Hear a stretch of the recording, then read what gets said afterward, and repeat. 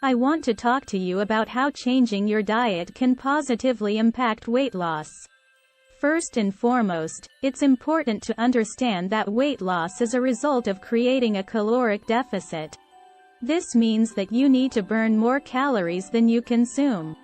When it comes to changing your diet, the key is to focus on making healthier food choices that are lower in calories but still provide the nutrients your body needs.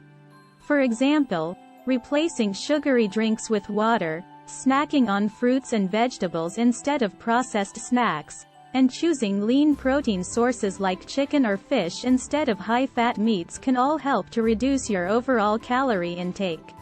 Additionally, paying attention to portion sizes is also crucial for weight loss.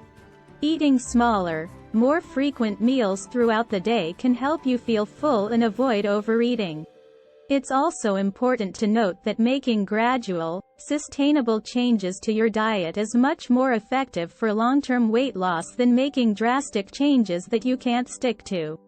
So, in conclusion, changing your diet by making healthier food choices and paying attention to portion sizes can positively impact weight loss by creating a caloric deficit and providing your body with the nutrients it needs.